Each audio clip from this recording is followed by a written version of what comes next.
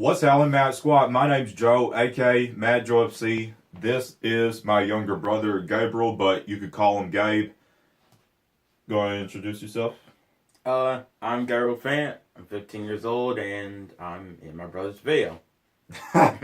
And this is our review of Guardians of the Galaxy Volume 2. So, for those of you who have seen my previous movie reviews, I do something called Party Style, which is pretty much where basically the first maybe 2 to 3 minutes we just give a general review of the movie, no spoilers. Then we crank up the party and we go full spoilers and we dive into everything, and there were a lot of spoilers for this movie. So first we'll just do a general review. So what are your general thoughts on it and what would you rate it? I would rate it 9 out of 5. My thoughts on it were really 9 out of good. 5. I mean, 9.5. But yeah, the movie was really, really good. And if you guys haven't seen it, then I really recommend that you guys go see it. Yes, and there was a twist. Kind of a big twist. I'm not going to say in this general review, but there was kind of a twist that I was not expecting. And a lot was explained in this movie if you've been following the MCU and what's happening in the Marvel Cinematic Universe. A lot was explained in this movie that was kind of lingering in the first movie and just lingering in the whole MCU in general. And I guess I'd give it a 9.7 out of 10 because there's one thing that people were talking about that I kind of saw what they were getting at, but it's just kind of a nitpicky thing because I was able to deal with it. I'm not going to say what it was because it was a nitpicky thing. So, yeah, 9.7 out of 10. I would see it again, and we are seeing it again tomorrow because that's how good it was. So, yeah, that's the very short general review. There was a twist, a lot was explained, and there were 5 end credit scenes, and you're going to want to stay at the end for those end credit scenes because a lot was revealed. And also 2 major players, if you've read the comics, 2 major players in the comics were talked about, I'll say, in cutscenes. So, now we're going to crank up the party and go completely into spoilers. What's the first thing you want to talk about? First thing that I want to talk about is the fact that the main villain of the movie was Ego. Yes. That was the twist. Plot twist. I did not, so when we went into this movie, you saw the trailers and everything. The trailers and everything was perfect.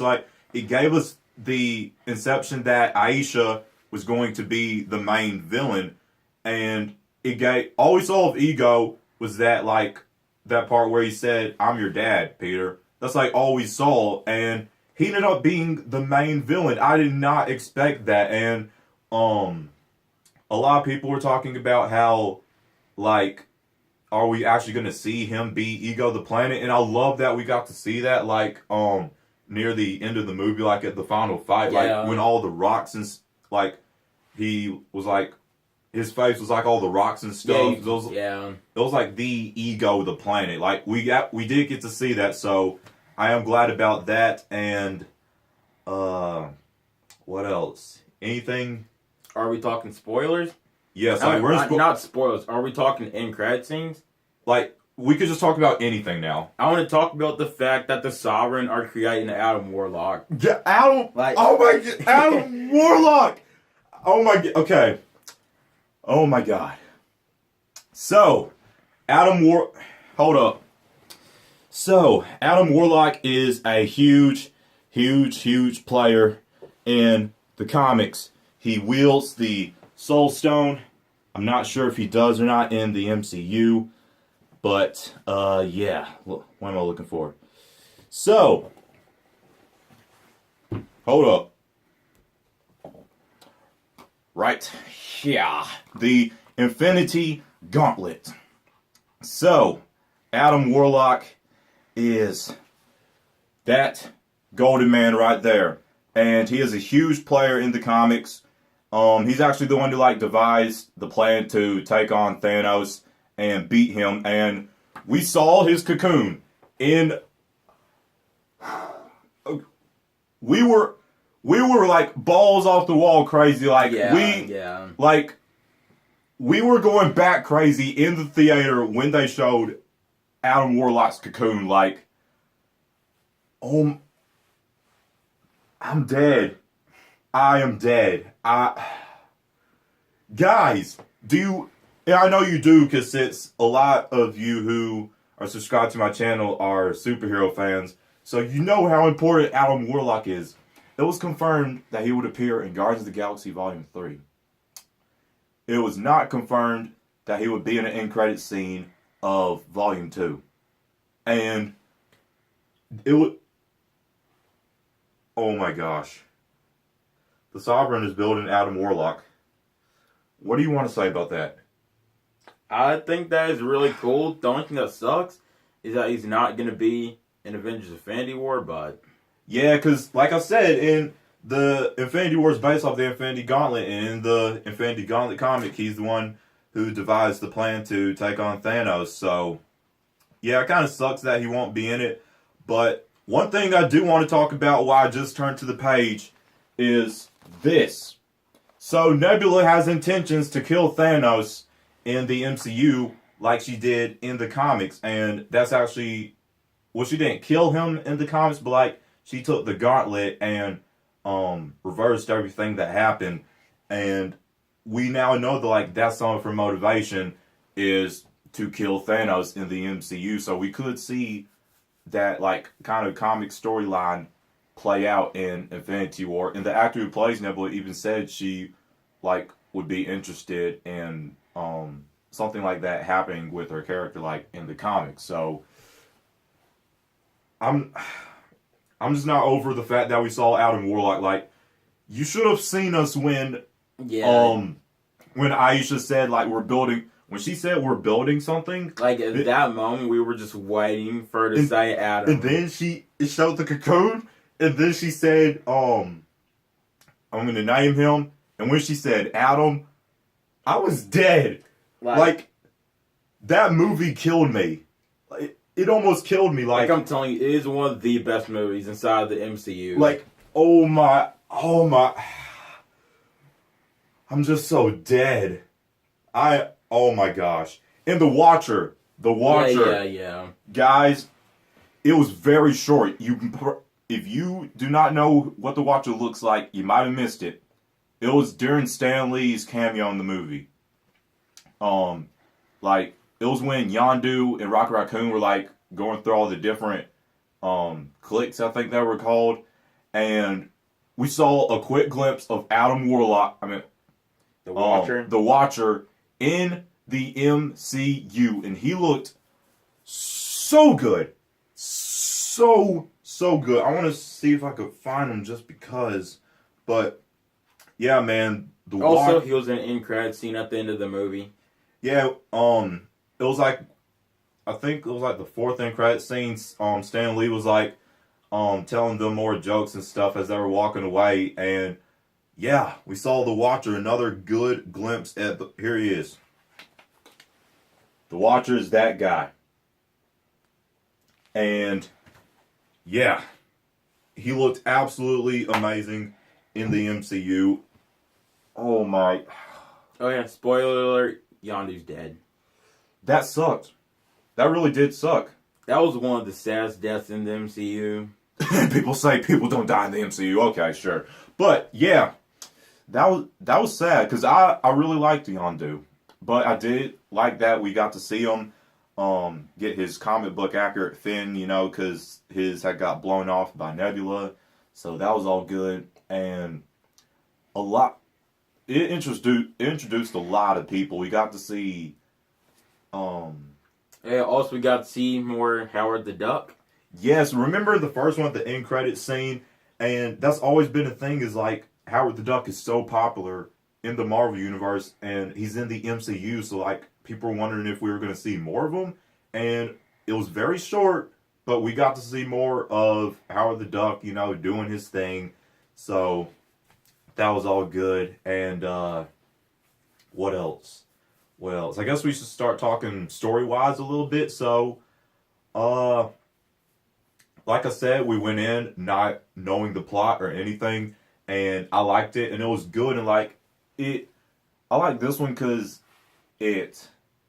Well, the first one was about like getting the Guardians together, you know. Yeah. Like that's pretty much what the first one was. Like this one, we could dive into the Guardians, like each member, you know, and get more of a feel for like about them, you know, like Peter, Quill, and his dad Ego, and then his mother and all that. And when Ego told Peter that he put the tumor in his mom's head, like you could just tell, like He was done. you could tell he was done. It was crazy, and what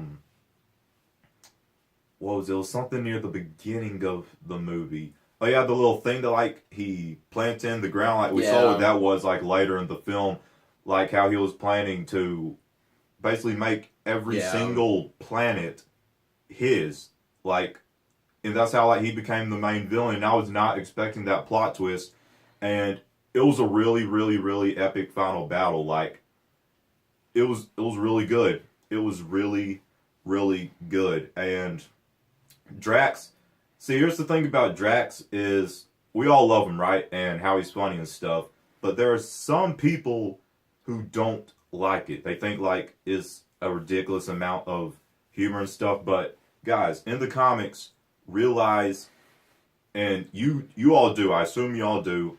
But in the comics, like the MCU, Drax literally acts exactly how he does in the comics because, like, how we know, he was a human and all on Earth with his daughter and stuff, and then like Thanos blasted their car and like his wife and his daughter died, but he remained alive, and so his one thing, like he was built, I think like I can't remember exactly what happened to him, but something happened to him during the crash, I believe, and so like he was rebuilt and like with the only intention to kill Thanos. So yeah, like, and after that, he was pretty much stupid, like, and retarded in the comics. So, I like that he's funny and stuff like that, and it made for, like, a lot of good humor for the movie. It really did. It was good.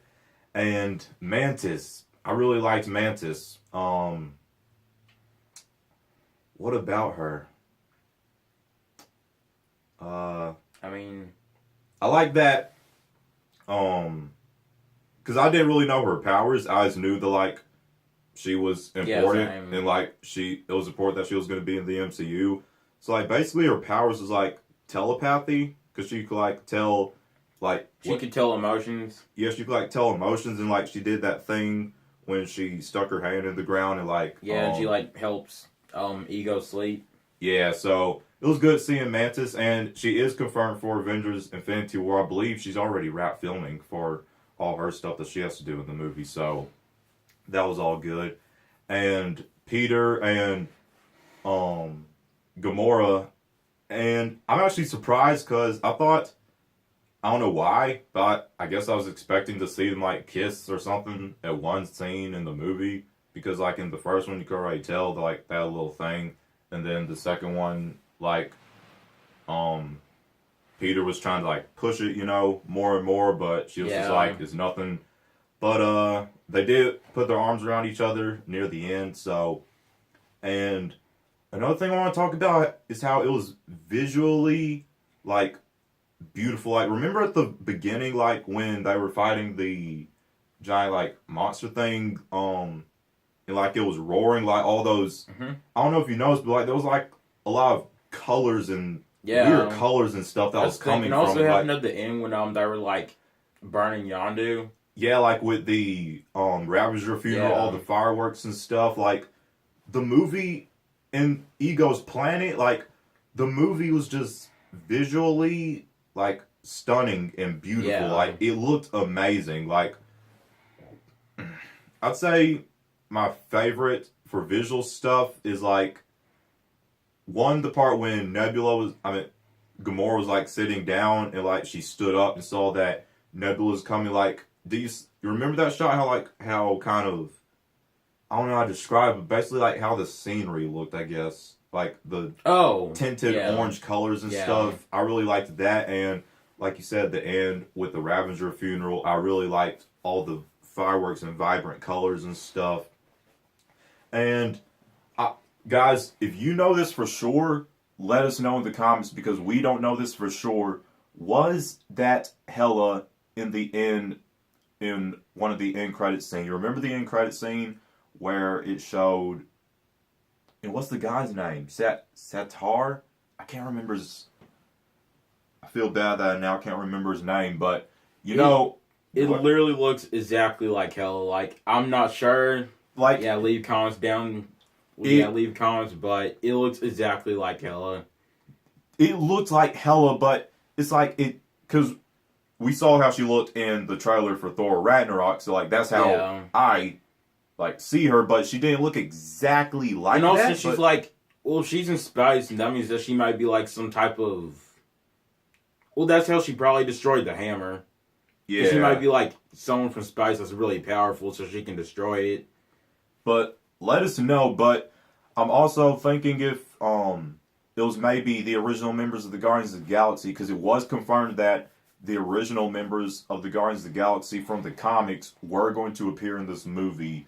So it could have been them, but I'm not sure because I've never seen the original Guardians of the Galaxy from the comics. But it could have been them, but it looked a lot, that woman looked a lot like Hela. So yeah, let us know down below in the comments. And I'm just still really hyped on Adam Warlock. Like, yeah, from the first Guardians of the Galaxy, when we saw the cocoon, and when I first found out about Adam Warlock and the cocoon and all that, it was from then that I had this thing like, I know Adam Warlock is in that cocoon.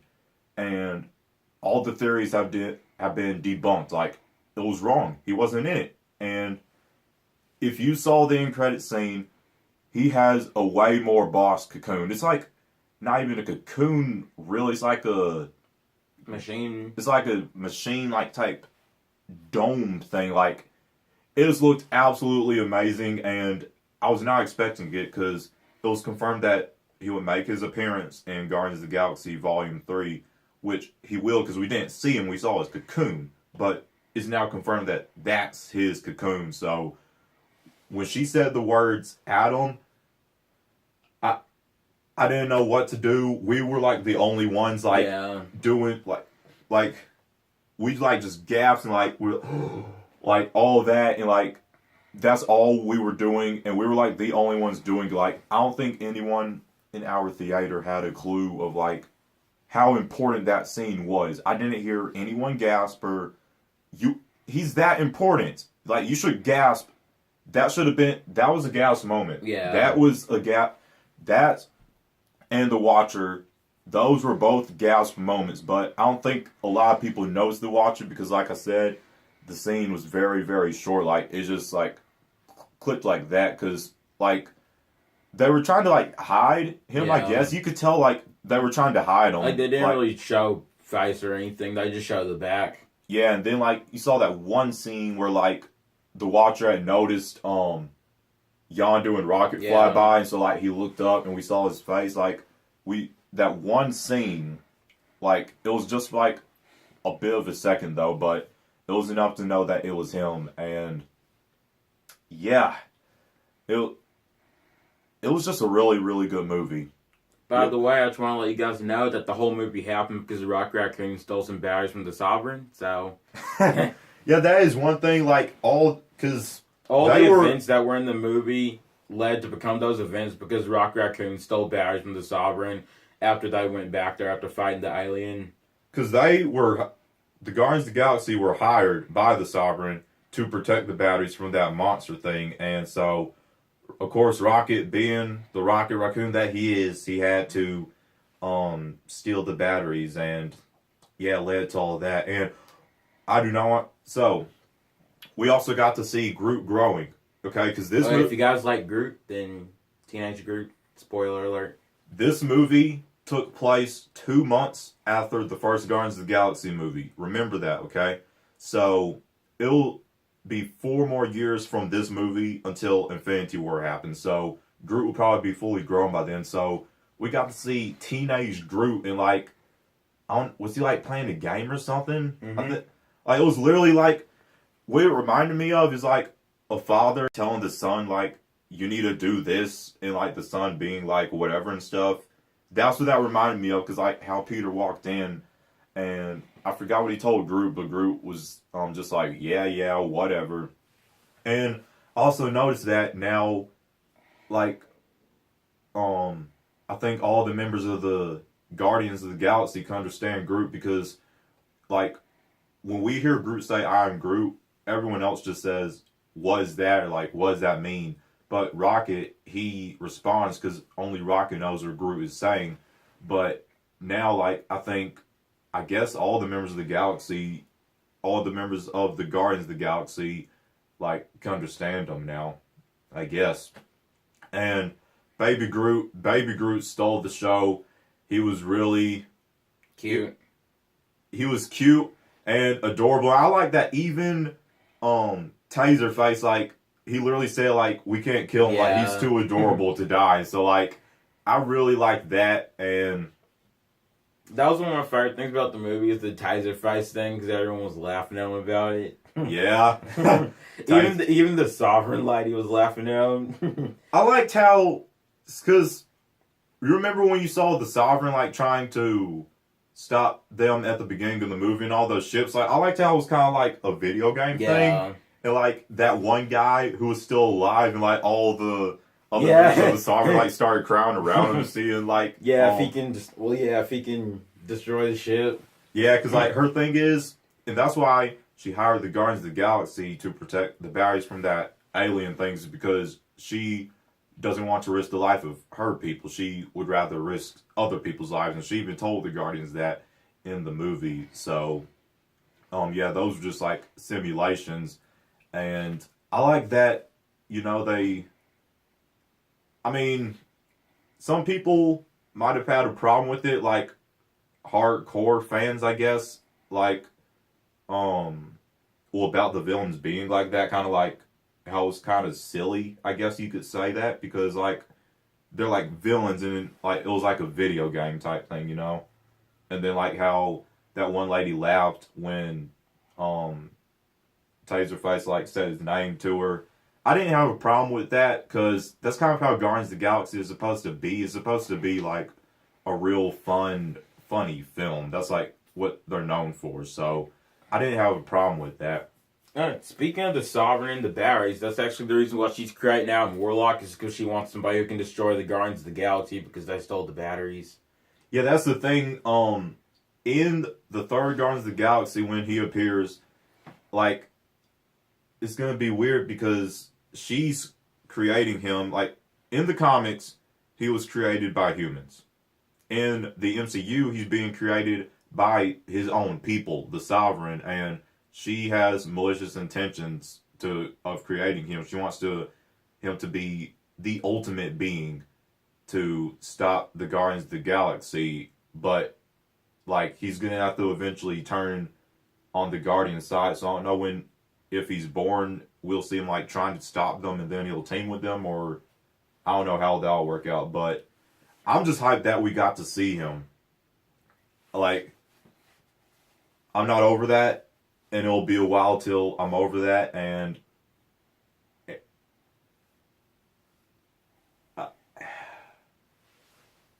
Adam Warlock and the Watcher were two of my favorite things of the movie. If I'd say favorite scene, what's your favorite scene? I don't know. I know that one of my favorite scenes in the movie is when, after Ego's dead, and, like, it shows his hands and all, and, like, the power goes away, and then just, like, it sort of zooms out, and it just shows everything, like, being destroyed, and he's just sitting there on the ground.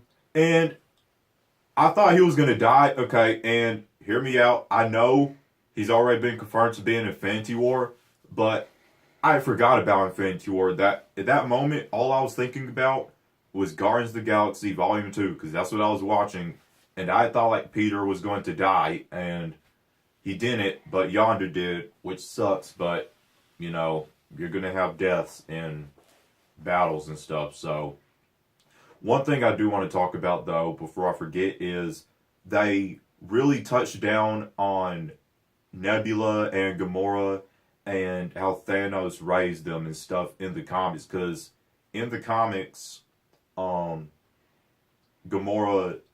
there was this one. I'm trying to just think of how to say it. Basically, like she was jumped by like a bunch of dudes, and so she was like badly beaten, and she was Thanos' adopted daughter, like in the movie. So in the comics, Thanos like built her back together, because like she got brutally beaten in the comics, and like he built her back together and trained her to be like this warrior, the most dangerous woman in the universe.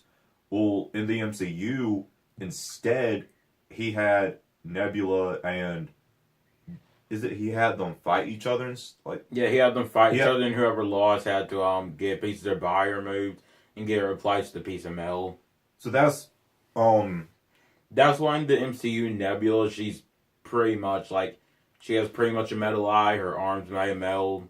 Because in the comics, like that's one thing they completely switched around the comics. Like in the comics, it's Gamora that like has all the metal and stuff because she got brutally beaten and Thanos built her back together and stuff. Like he pretty much had to build her a new body and stuff. So in the movies, it's like a lot different. I like how they didn't have to show Thanos, but they talked about him, like talked about how he was a father and how they were raised and stuff. Also, the reason that Nebula is in the movie is because at the beginning, like the Guardian's reward for protecting the batteries from that like creature was Nebula, because she was captured somehow by the Sovereign. So that got Nebula back, and at the beginning she was like trying to kill Gamora and stuff, and so we saw how like because of what they've been through and stuff, her ultimate goal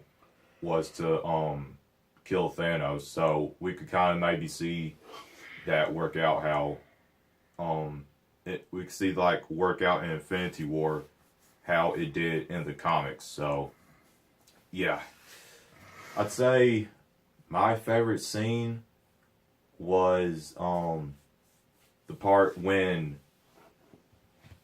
it was like near the final battle. Well, the final battle also because how beautiful it was, and also near the final battle when we actually got to see Ego, the living planet, because we didn't know if we would actually get to see him in his planet form.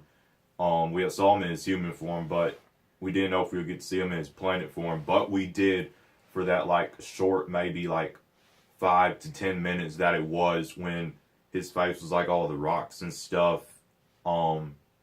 After he was like, after he got hit by that ship and like he had to use the planet and be the planet and stuff to fight. So I really liked that, and I think that covers it. We've talked about all the end credits, talked about all the characters individually, talked about the plot and all the villains and stuff like that. So yeah, it was a really good movie. Like I said, 9.7 out of 10. Would see again, and like I said, we are seeing it again tomorrow. So yeah, if you enjoyed our review of Guardians of the Galaxy Volume 2, let us know what you thought down below in the description. Let me know what you thought of Alan Warlock and The Watcher and just different things in the movie that you want to comment about. So if you enjoyed this video, give the like button thumbs up, share it, and tap subscribe to join the Mad Squad on our journey to 10,000 subscribers.